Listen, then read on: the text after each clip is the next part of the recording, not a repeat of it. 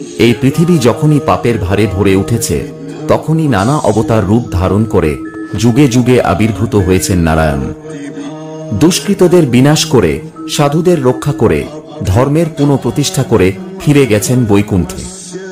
শাস্ত্র অনুসারে সত্য, ত্রেতা, দ্বাপর ও কলি এই 4 যুগে ভগবান বহুবার এসেছেন সঠিক পথের সন্ধান দিতে।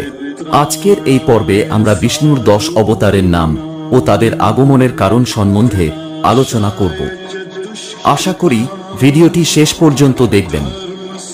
ভালো লাগলে একটা লাইক দিয়ে চ্যানেলটিকে সাবস্ক্রাইব করে পাশে থাকবেন আর আপনাদের সুচিন্তিত মতামত কমেন্টের মাধ্যমে আমাদের জানান।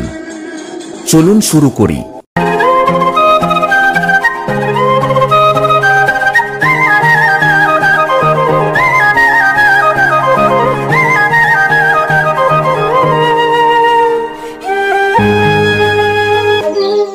বিষ্ণুর প্রথম অবতার হলেন মৎস্য অবতার।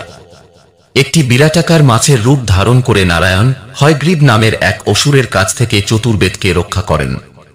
হয়গ্রীব সমুদ্রের গভীরে বেদ লুকিয়ে রেখেছিল। মৎস্য অবতার রূপ ধারণ করে হয়গ্রীবকে হত্যা করে বেদ পুনরুদ্ধার করেন বিষ্ণু।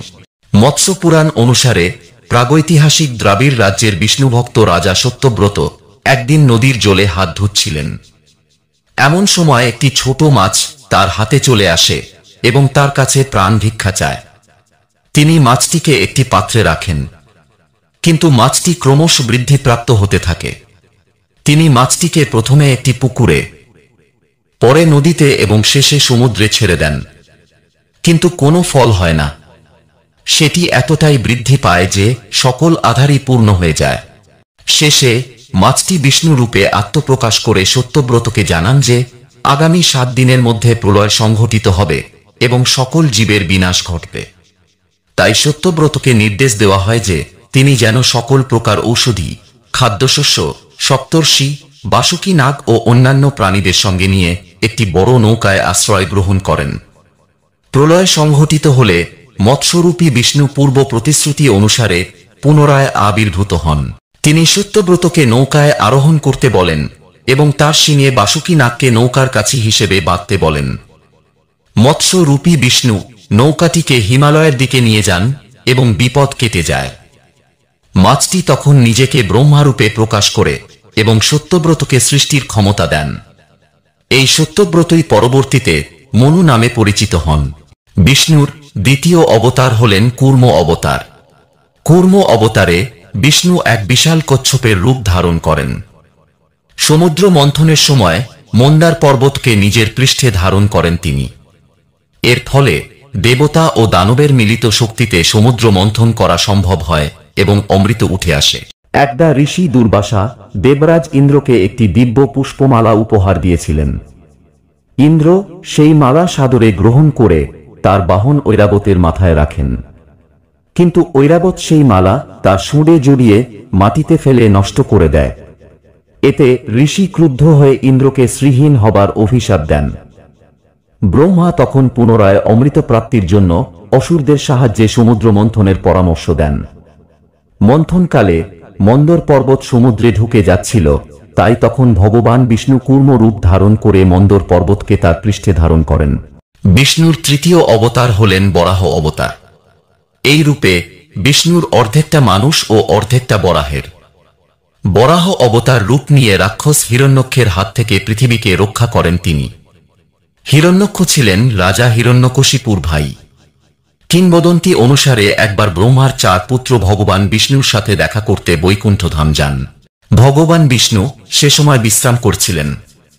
জয় ও বিজয় নামের 2 দ্বারপাল তাদের বৈকুণ্ঠে প্রবেশে বাধা দেন। ব্রহ্মার পুত্রের অভিশাপে তাদের হিরণ্যকশিপু ও হিরণ্যক্ষ রূপে পুনর্জন্ম হয়। ব্রহ্মার বরে হিরণ্যক্ষ অমরত্ব লাভ করলে তার অত্যাচার সীমানা ছাড়িয়ে যায়।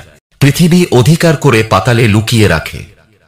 ঠিক তখন ব্রহ্মার নাক থেকে বরাহ শাবকের জন্ম হয়।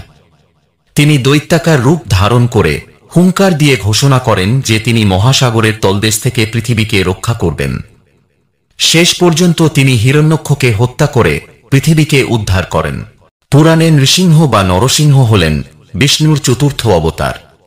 অর্ধেক মানুষ ও অর্ধেক সিংহের রূপ ধারণ করে তিনি তার পরম ভক্ত প্রহ্লাদকে রক্ষা করেন ও প্রহ্লাদের বাবা রাক্ষস রাজা হিরণ্যকশিপুকে বধ করেন। হিরণ্যকশিপু তার পুত্রকে বিভিন্ন উপায়ে হত্যা করার চেষ্টা করেছিলেন, কিন্তু প্রহ্লাদের ভগবান বিষ্ণুর প্রতি অগাধ ভক্তির কারণে তার সমস্ত চেষ্টা ব্যর্থ হয়।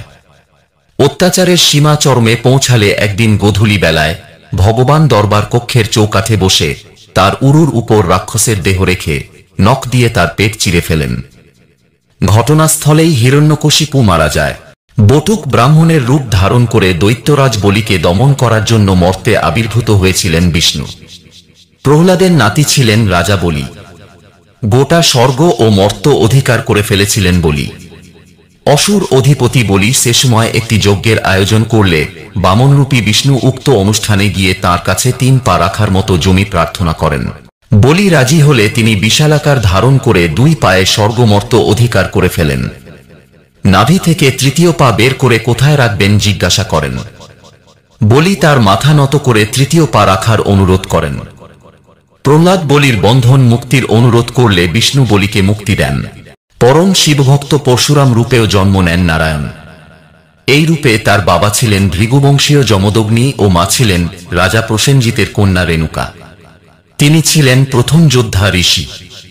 ক্ষত্রিয়দের ঔদ্ধত্য ও অহংকার থেকে পৃথিবীকে রক্ষা করেছিলেন তিনি।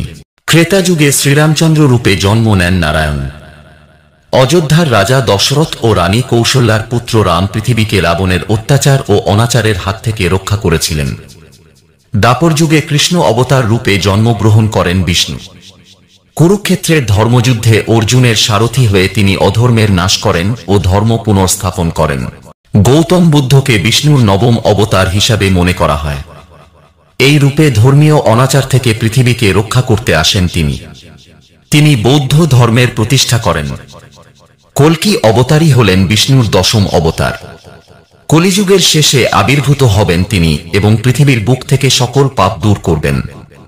এরপর আবার সত্যযুগ শুরু হবে বলে মনে করা হয়।